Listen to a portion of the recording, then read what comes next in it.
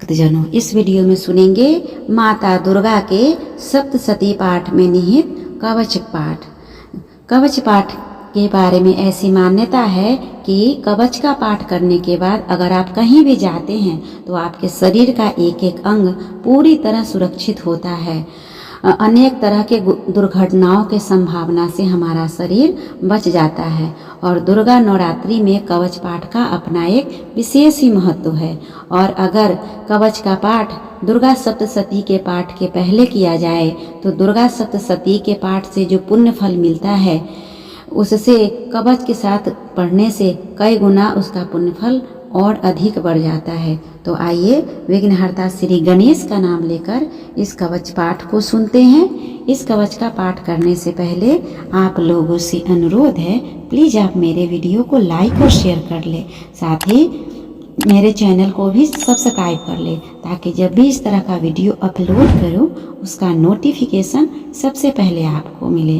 और साथ ही comment box में जय माता दी लिखना ना भूलें और माता दुर्गा के प्रति अपने विशेष श्रद्धा को दर्शाएं। तो आइए इस पाठ को सुनते हैं। ओम चंडिका देवी को नमस्कार है। मार्कंडेय जी ने कहा, पितामह जो इस संसार में परम गोपनीय तथा मनुष्यों की सब प्रकार से रक्षा करने वाला है और जो अब तक आपने किसी दूसरे के सामने प्रकट नहीं किया है, ऐसा कोई साधन मुझे बतलाइए। तब ब्रह्मा जी ने कहा, ब्राह्मण, ऐसा साधन तो एक देवी का कवच ही है जो गोपनीय से भी परम गोपनीय, पवित्र तथा संपूर्ण प्राणियों का उपकार करने वाला है। महामुने, इसे श्रवण करो। इसकी 9 मूर्तियां हैं। इन्हें 9 दुर्गा कहते हैं। उनके पृथक पृथक नाम बतलाए गए हैं।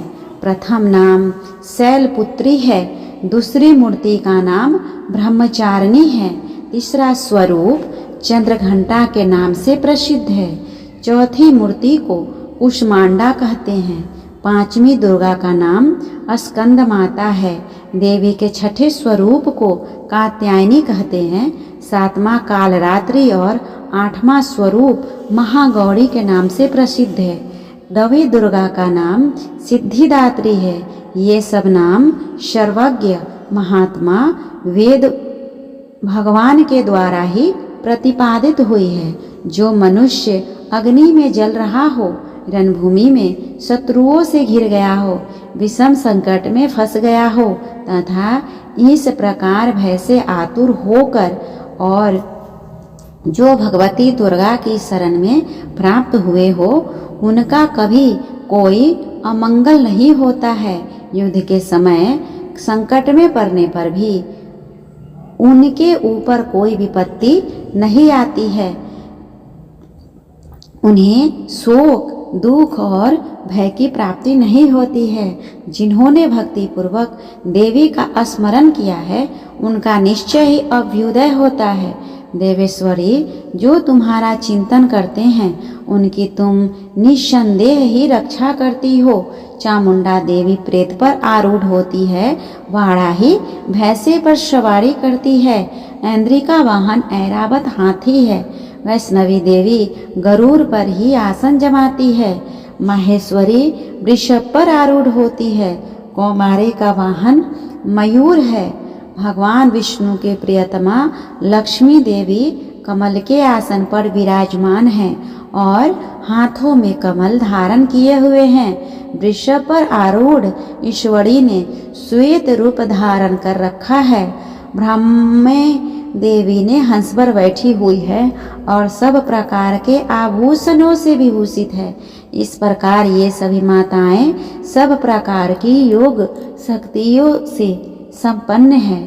इसके सिवा और भी बहुत सी देवियां हैं जो अनेक प्रकार के आभूषणों की शोभा से युक्त तथा नाना प्रकार के रत्नों से सुशोभित है। ये संपूर्ण देवियां क्रोध में भरी हुई है और भक्तों की रक्षा के लिए रथ पर बैठी हुई दिखाई देती है। ये शंख, चक्र, गदा, शक्ति, हल और मूषल, खेटक और तोमर परशु तथा पास, कुंद और त्रिशूल एवं उत्तम शांगर, धनुष आदि अस्त्र शस्त्र अपने हाथों में धारण करती हैं। दैत्यों के शरीर का नाश करना, भक्तों को अभय दान देना और देवताओं का कल्याण करना, यही उनके शस्त्र धारण का उद्देश्य है। महान रौद्र रूप, अत्यंत घोर पराक्रम, महान बल और महान उत्साह वाली देवी, तुम महान भय का नाश करने वाली हो। तुम्हें नमस्कार है। तुम्हारी ओर देखना भी कठिन है। शत्रुओं का भय बढ़ाने वाली जगदम्बिके, मेरी रक्षा करो। पूर्व दिशा में ऐन्द्री, मेरी रक्षा करो। अग्निकोण में अग्निशक्ति, दक्षिण दिशा में वाराही तथा नैऋत्य कोण में खड्गधारिणी मेरी रक्षा करे।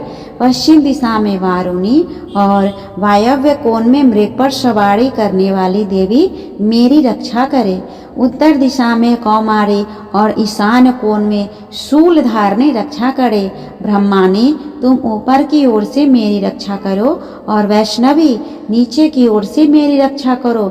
इसी प्रकार शव को अपना वाहन बनाने वाली चामुंडा देवी दसों दिशाओं में मेरी रक्षा करे। जया आगे से और विजया पीछे की ओर से मेरी रक्षा करे। वाम भाग में अजिता और दक्षिण भाग में अपराजिता रक्षा करे। उद्योतनी शिखा की रक्षा करे और उमा मेरे मस्तक पर विराजमान होकर रक्षा करे। ललाट में मालाधारी रक्षा करे और यशस्विनी देवी मेरे भावों का संरक्षण करे। भावों के मध्य भाग में त्रिनेत्रा और नथुनों की यमघंटा देवी रक्षा करे। दोनों नेत्रों की मध्य भाग में शंखनी और कानों में द्वारवासिनी रक्षा करे। कालिका देवी कपोलों की तथा भगवती शांकरी कानों के मूल भाग की रक्षा करे। नासिका में सुगंधा और ऊपर के होठ में चर्चिका देवी रक्षा करे।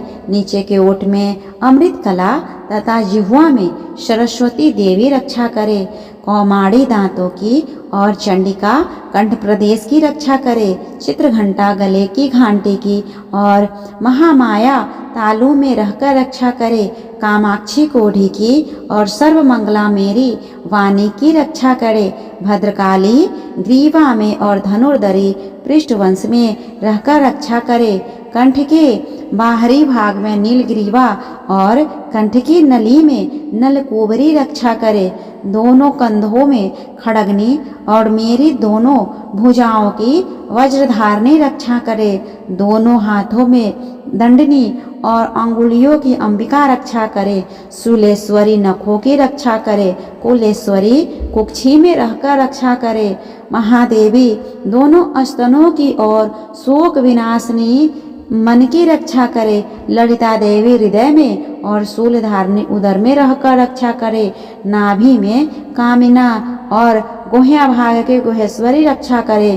पूतना और कामिना लिंग का और महिषवाहिनी गुदा की रक्षा करे।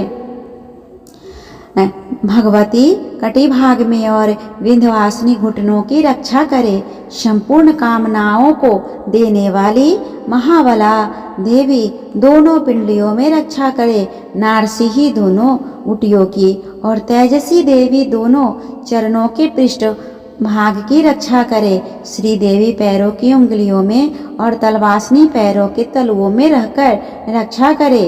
अपनी दाढ़ों के कारण भयंकर दिखाई देने वाली दृष्टा कराली देवी नखों की और ऊर्ध्वकेशनी देवी केशों की रक्षा करे। रोमावलियों के छिद्रों में कौवेरी और त्वचा की बागेश्वरी देवी रक्षा करे। पार्वती देवी रक्त, मज्जा, वसा, मांस, हड्डी और मेद की रक्षा करे। आंतों की कालरात्रि और पित्त की मुकुटेश्वरी रक्षा करे। मूलाधार आदि कमल केशों में पद्मावती और कफ में चूड़ामणि देवी स्थिर होकर रक्षा करे। नख के तेज की ज्वालामुखी रक्षा करे। जिसका किसी भी अस्त्र से भेदन नहीं हो सकता, वह अवेदा देवी शरीर के समस्त संधियों में रहकर रक्षा करे। ब्रह्मानी आप मेरे वीर की रक्षा करे। क्षत्रेश्वरी छाया की तथा धर्मधारिणी देवी मेरे अहंकार, मन और बुद्धि की रक्षा करे। हाथ में वज्र धारण करने वाले वज्रहस्ता देवी मेरे प्राण, अपान, व्यान, उदान और वायु की रक्षा करे। कल्याण से शोभित होने वाली भगवती कल्याण शोभना मेरे प्राण की रक्षा करे। रस, रूप, गंध, शब्द और स्पर्श इन विषयों को अनुभव करते समय योगिनी देवी रक्षा करे तथा सत्वगुण, रजोगुण और तमोगुण की रक्षा सदा नारायणी देवी करे। वाराही आयु की रक्षा करे, वैष्णवी धर्म की रक्षा करे और चक्रिणी देवी यश, कीर्ति, लक्ष्मी, धन तथा विद्या की रक्षा करे। इंद्राणी आप मेरे गोत्र की रक्षा करे। चंडिके तुम मेरे शत्रुओं, पशुओं की रक्षा करो। महाकाली पुत्र की रक्षा करे और भैरवी पत्नी की रक्षा करे। मेरे पथ की सुपिता और मार्ग की क्षेमकरी रक्षा करे। राजा के दरबार में महालक्ष्मी रक्षा करे और सब ओर व्याप्त रहने वाली विजया देवी संपूर्ण भयों से मेरी रक्षा करे। देवी जो स्थान कवच में नहीं कहा गया है अतीव रक्षा से रहित है, वह सब तुम्हारे द्वारा सुरक्षित हो, क्योंकि तुम विजयशाली और पाप नाशनी हो। यदि अपने शरीर का भला चाहे तो मनुष्य बिना कवच के एक पग भी न जाए। कवच का पाठ करके ही यात्रा करे। कवच के द्वारा सब ओर से सुरक्षित मनुष्य जहाँ जहाँ भी जाता है वहाँ वहाँ उसे धन लाभ होता है तथा संपूर्ण कामनाओं की सिद्धि करने वाली विजय की प्राप्ति होती है। वह जिस जिस अभिष्ट वस्तु का चिंतन करता है उसको निश्चय ही प्राप्त कर लेता है। वह पुरुष इस पृथ्वी पर तुलना रहित महान ऐश्वर्य का भागी होता है। कवच से सुरक्षित मनुष्य निर्भय हो जाता है। युद्ध में उसकी पराजय नहीं होती तथा वह तीनों लोकों में पूजनीय नहीं होता है। देवी का यह कवच देवताओं के लिए भी दुर्लभ है, जो प्रतिदिन नियम पूर्वक तीनों संध्याओं के समय श्रद्धा के साथ इसका पाठ करता है उसे दैवी कला प्राप्त होती है तथा वह तीनों लोकों में कहीं भी पराजित नहीं होता है। इतना ही नहीं, वह अपमृत्यु से रहित हो 100 से भी अधिक वर्षों तक जीवित रहता है। मकरी, चेचक और कोढ़ आदि उनकी संपूर्ण व्याधियां नष्ट हो जाती है। कनेर, भांग, अफीम, धतूरे आदि स्थावर विष, सांप और बिच्छू आदि से काटने से चढ़ा हुआ जंगम विष तथा अहिफेन और तेल के संयोग आदि से बनने वाला कृत्रिम विष, ये सभी प्रकार के विष दूर हो जाते हैं, उनका कोई असर नहीं होता है। इस पृथ्वी पर मारण, मोहन आदि जितने अभिचारिक प्रयोग होते हैं तथा इस प्रकार के जितने मंत्र यंत्र होते हैं वे सब इस कवच को हृदय में धारण कर लेने से उस मनुष्य को देखते ही नष्ट हो जाते हैं। यही नहीं, पृथ्वी पर विचरने वाले ग्राम देवता, आकाशचारी देव विशेष, जल के संबंध से प्रकट होने वाले गण, उपदेश मात्र से सिद्ध होने वाले निम्न कोटि के देवता, अपने जन्म के साथ प्रकट होने वाले देवता, कुल देवता, माला, डाकनी, शाकनी, अंतरिक्ष में विचरने वाले अत्यंत बलवती भयानक डाकनियां, ग्रह, भूत, पिशाच, यक्ष, गंधर्व, राक्षस, ब्रह्म राक्षस, बेताल, कुष्मांड और भैरव आदि अनिष्टकारक देवता भी हृदय में कवच धारण किए रहने पर उस मनुष्य को देखते ही भाग जाते हैं। कवचधारी पुरुष राजा से सम्मान वृद्धि प्राप्त होती है। यह कवच मनुष्य के तेज की वृद्धि करने वाला और उत्तम है। कवच का पाठ करने वाला पुरुष अपनी कीर्ति से विभूषित भूतल पर अपने सुयश के साथ साथ वृद्धि को प्राप्त करता है। जो पहले कवच का पाठ करके उसके बाद सप्तशती चंडी का पाठ करता है, उसकी जब तक वन, पर्वत और काननों सहित यह पृथ्वी टिकी रहती है, तब तक यहाँ पुत्र पौत्र आदि संतान परंपरा बनी रहती है। फिर देह का त्या अंत होने पर वह पुरुष भगवती महामाया के प्रसाद से उस नित्य परम पद को प्राप्त होता है जो देवताओं के लिए भी दुर्लभ है। वह सुंदर दिव्य रूप धारण करता है और कल्याणमय शिव के साथ आनंद का भागी होता है। इस तरह हमने सुना माता दुर्गा का कवच का पाठ, जिसका दुर्गा के नवरात्रि में 9 दिनों में इसके पाठ का एक अपना विशेष लाभ है। यह कई गुना अधिक फल को देने वाला होता है। यदि आप चाहे तो इसे हर दिन इस कवच का पाठ करके कहीं यात्रा कर सकते हैं। यात्रा करने से पहले कवच का पाठ कर सकते हैं, जिससे आप और आपका शरीर हर तरह से सुरक्षित रह सकता है। तो उम्मीद करती हूँ आप सभी को यह कवच का पाठ अच्छा लगा होगा। अगर अच्छा लगे तो तब तक के लिए आप सभी को पर माता दुर्गा अपनी कृपा बनाए रखे। ओम सर्वमंगल मांगले शिवे सर्वार्थ साधिके शरण्ये त्र्यंबके गौरी नारायणी नमस्तुते।